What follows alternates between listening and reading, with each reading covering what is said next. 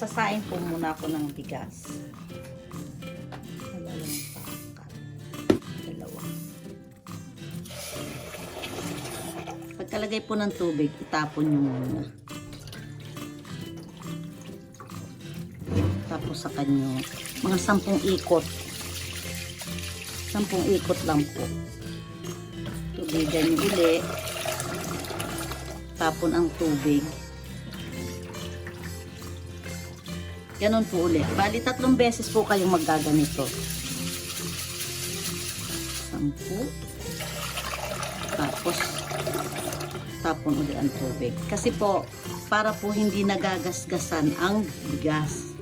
Para po masarap siya kapag ka naluto.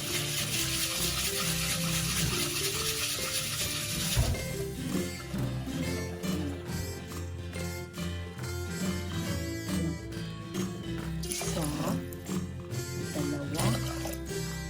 Konti lang po ang idadagdag.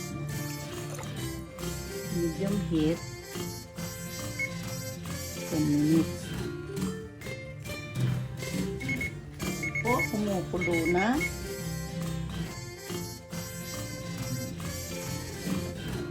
Po. Hinaan ko na po yung apoy. Pinakamahina. Saluin po natin ng konti. Yung sa ilalim lang po para wag dumikit yung kanin sa kaldero. Tapos, mahinang-mahinang apoy. Ibalik ko po ang takip. Ganyan. Super hina ang apoy. 10 minutes po ulit. Ayan. Turn off the heat. Tapos, urasan po natin ulit ng 10 minutes. Ayan. After 10 minutes po, buksan na natin.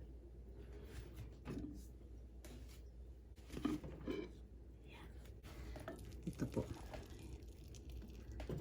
Hatiin niyo po dito sa gitna. Kasi po, sisingawin po natin yung pinakatubig po ng kanin. Habang pinalalamig ko po yan, maghahanda na po ako ng mga ingredients. Ito po ang gagamitin ko, tuna.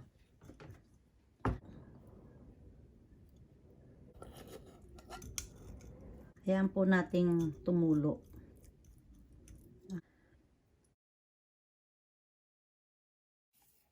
Pinch of salt. Babad lang po natin ng konti. Saka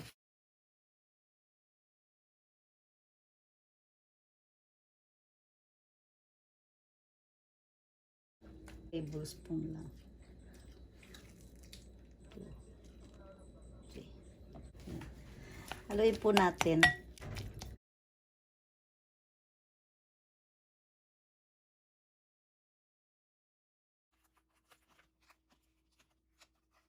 Ito po may plastic. Tanggalin po natin ang plastic.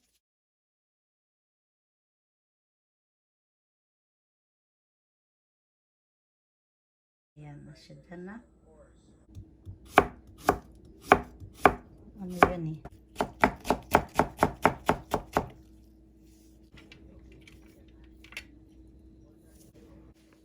Ayan, ito po ang aking mangga.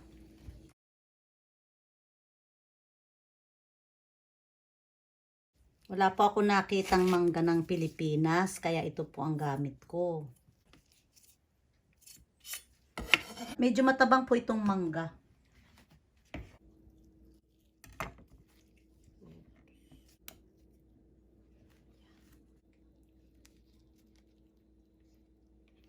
Alam po natin.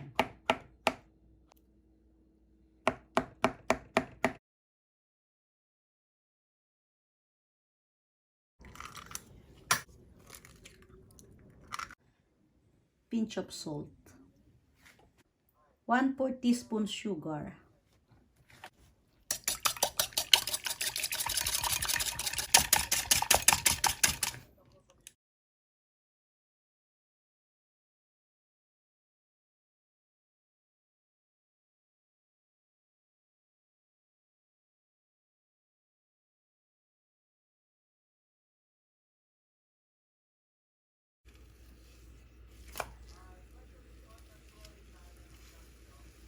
Ayan. Pwede nyo pong ganunin. Pwede na po ito. Ayan po siya. Palalamigin ko po muna ito.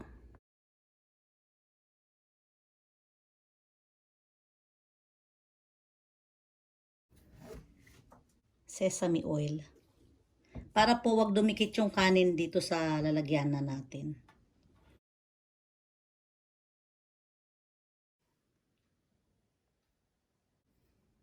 1/4 teaspoon salt, 1/2 tablespoon sugar, 1, 2, and 1 teaspoon vinegar. Ito po ang panlagay natin sa kanin. Ilalagay ko po lahat. Ganyan.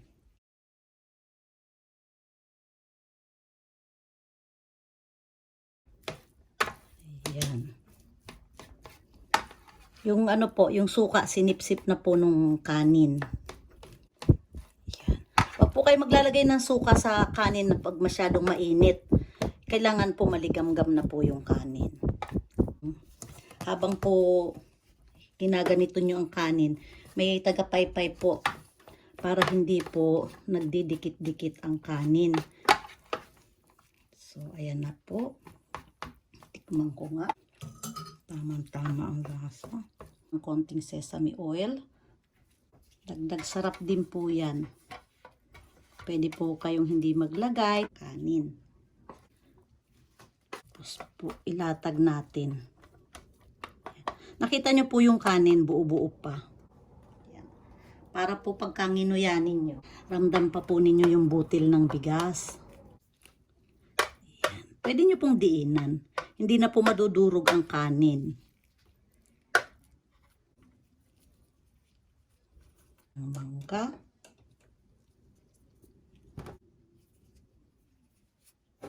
Lagyan natin ng egg.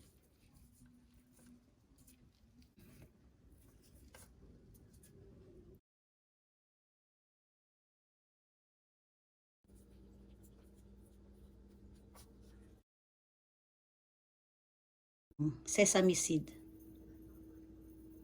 Ayan.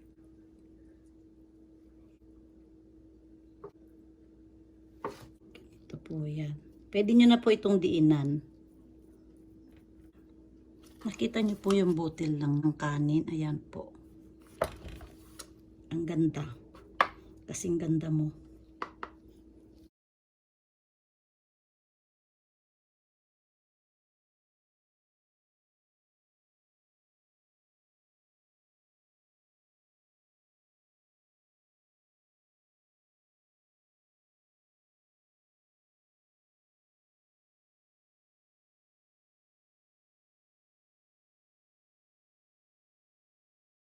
Yan. Kaya po naglagay tayo ng mangga. Kasi po yung mangga matamis. Para po mag-balance yung konting alat at asim ng ating sushi. Baked sushi.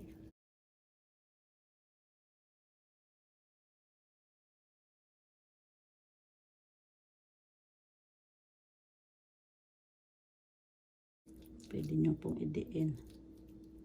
Yan.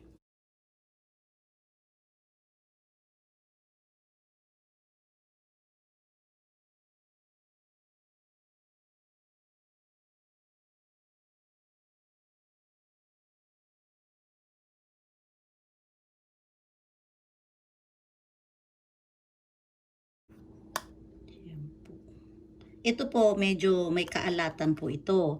Kaya mag-iingat din po kayo sa paggamit.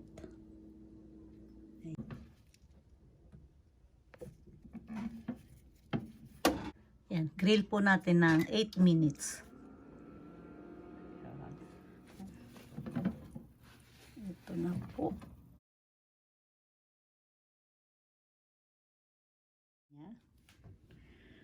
Ayan po. Overload. Yayamanin daw.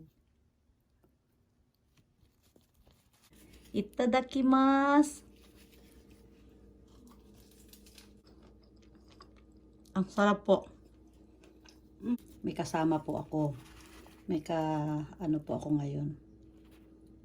Kalafang. Yan po yung isa. Ay, ito po ang kapartner ko ngayong kumakain. Ang sarap. Naglagay din po ako ng lemon. Ayan. Itadakimasu. Ulit.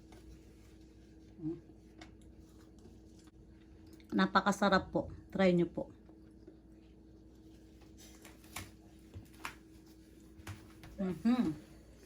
Ayan po ang itsura niya. May pagbibigyan po ako nito. Ganyan. Magandang pangregalo po ito. Pwede nyo pang regalo. Ayan na po.